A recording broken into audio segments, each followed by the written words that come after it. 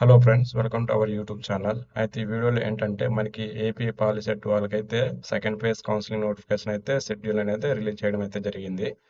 అయితే ఇవి మనకి ముఖ్యమైన అంటే మనకి తెలిసింది ఏంటంటే ఇప్పుడు కొందరు ఏంటంటే బ్రో నేను సెకండ్ ఫేజ్లో అంటే ఫస్ట్ ఫేజ్లో నేను పార్టిసిపేట్ చేయలేదు, సెకండ్ ఫేజ్లో నేను పార్టిసిపేట్ చేయవచ్చు అని కొందరు అనే డౌట్ ఉంటుంది.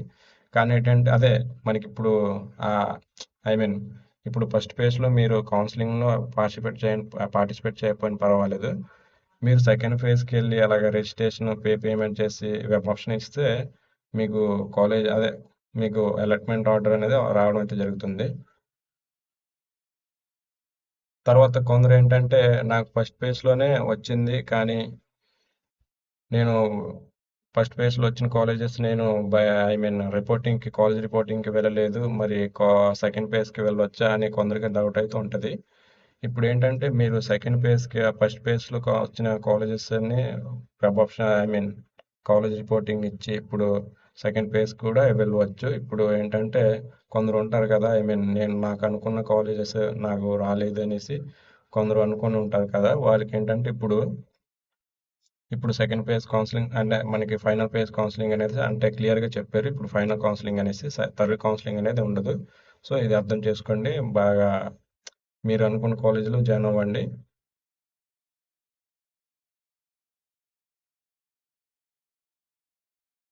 మనకి డీటెయిల్ నోటిఫికేషన్ అయితే ఫైనల్ నోటిఫికేషన్ అయితే రావడం అయితే జరిగింది కదా, అంటే ఏ డేట్ నుంచి ఏ డేట్ వరకు అయితే ఇప్పుడు చూద్దాం.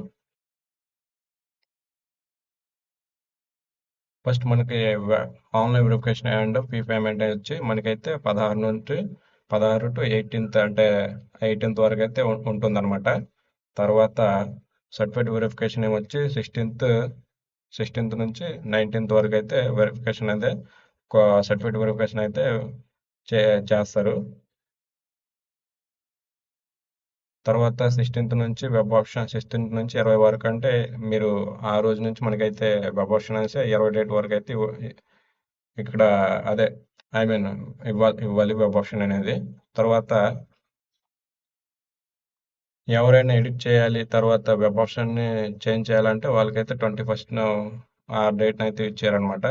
తర్వాత మనకైతే సీట్ అలాట్మెంట్ ఆర్డర్ ఏమొచ్చి 24th మనకైతే సీట్ అలాట్మెంట్ ఆర్డర్ అనేది లెటర్ అనేది రావడం అయితే జరుగుతుంది. తర్వాత సెల్ఫ్ రిపోర్టింగ్ ఏమొచ్చి మనకి 25th నుంచి 29 వరకు అయితే ఇవ్వడం అయితే జరిగింది. అదే కాలేజెస్ మనకైతే మ్యాక్సిమం ఆగస్ట్ అంటే వచ్చే నెల 8వ నెల ఆగస్ట్ వచ్చేసరికి మనకైతే 1 లేక 5th లేక 10 ఐ మీన్ ఆ రెండో డేట్ లేకంటే మూడో డేట్ నుంచి అయితే మనకి క్లాసెస్ కంటిన్యూ చేసే అవకాశం ఉంది. సో అందరూ ఫైనల్ ఫేజ్కి వెళ్ళి మంచిగా మంచి మంచి కాలేజెస్లో మీకు అనుకున్న కాలేజీలో మంచిగా సీటు వస్తే మంచిదనేసి కోరుకుంటున్నాను. ఈ వీడియో కనుక మీకు ఇన్ఫర్మేటివ్గా అనిపిస్తే లైక్ చేయండి అండ్ షేర్ చేయండి. మరిన్ని అప్డేట్ కోసం నా ఛానల్ సబ్స్క్రైబ్ చేయండి. Thanks for watching.